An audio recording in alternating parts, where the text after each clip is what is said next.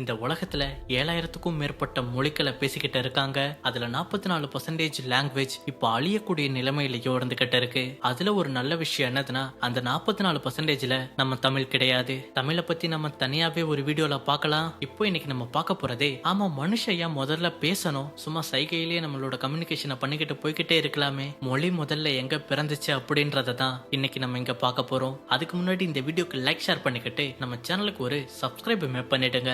நம்ம மனிதர்கள் பேசுறதெல்லாம் ஒரு விஷயமே கிடையாது. தவுளோண்டு இருக்கிற எறும்பு கூட பேசிக்குங்க. அதை நம்ம கேட்க முடியலனாலும் நீங்களே பிராக்டிக்கலா டெஸ்ட் பண்ணலாம். சும்மா ஒரே ஒரு எறும்பு சுத்திக்கிட்டு இருக்கிற இடத்துல ஒரு சக்கர துண்டை போட்டு பாருங்களேன். அந்த எறும்பு அதை பார்த்துக்கிட்டு அதோட நண்பர்கள் கிட்டையும் அது இருக்கிற இடத்துல யாரெல்லாம் இருக்காங்களோ அவங்க கிட்ட கம்யூனிகேட் பண்ணி அந்த சக்கர துண்டை தூக்கிட்டு போக ட்ரை பண்ணிக்கிட்டு இருக்குங்க. இதெல்லாம் எப்படி பாசிபிளா இருக்கும்? அதுங்களுக்குள்ளேயே அப்ப பேசுதுன்னு தானே அர்த்தம். ஆனா அதுங்க டெலிபதி மூலமா பேசுதா, வாய் மூலமா பேசுதான்லாம் நமக்கு தெரியாது. ஆனா கம்யூனிகேட் நல்லாவே பண்ணிக்குதுங்க.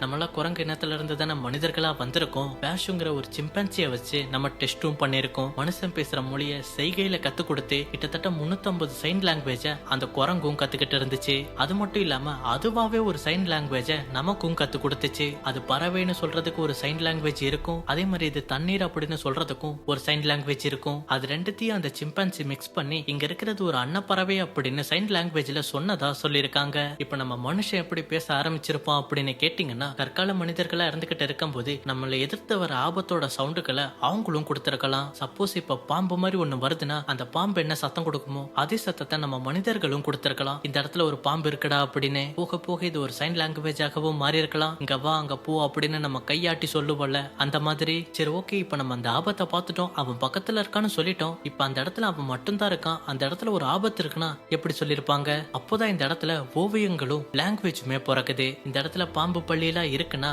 அதை ஓவியமா கற்கள்லயும் வரைஞ்சு வச்சிருப்பாங்க. இந்த இடத்துல இது இருக்கு, ஜாக்கிரதையா இரு அப்படின்னு. அப்ப இப்படி ஓவியமா வரைஞ்சுதான் காலங்கள் போக போக அது எழுத்து வடிவமாகவும் மாறுது. முதல் மனிதன் ஆப்பிரிக்கால தான் பிறந்ததா சொல்லியிருக்காங்க. 50,000 இருந்து 70,000 வருஷத்துக்கு முன்னாடி அந்த ஆப்பிரிக்கால இருந்து இந்த உலகம் முழுவதும் மனிதர்கள் பிரிஞ்சதாகவும் சொல்லியிருக்காங்க. அப்போ அப்படி அவங்க பிரிஞ்சு ஒவ்வொரு இடத்துலயும் கூட்டமா இருந்துகிட்டு இருக்கும் போதுதான் அவங்களுக்கு கம்ஃபர்டபுளான லாங்குவேஜையும் பேச ஆரம்பிச்சாங்க. ஆனா இந்த மொழியை பத்தி ரிசர்ச் பண்றவங்க எல்லாருமே இந்த உலகத்தோட மூத்த மொழி ஒண்ணு தமிழா இருக்கணும் இல்ல சமஸ்கிருதமா இருக்கணும் அப்படின்ட்டு தான் சொல்லிக்கிட்டு இருக்காங்க.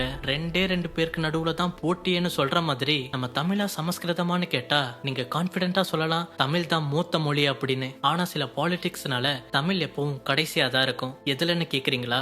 எல்லாத்துலயுமே கடைசியா தான் இருக்கும். இன்னும் கொஞ்சம் புரியுற மாதிரி சொல்லணும்னா, உங்ககிட்ட 10 ரூபாய் நோட்டு இருந்தாலும் சரி, 500 ரூபாய் நோட்டு இருந்தாலும் சரி, அதை கொஞ்சம் திருப்பி பாருங்க, தமிழ் எந்த இடத்துல இருக்குன்னு உங்களுக்கே தெரியும்.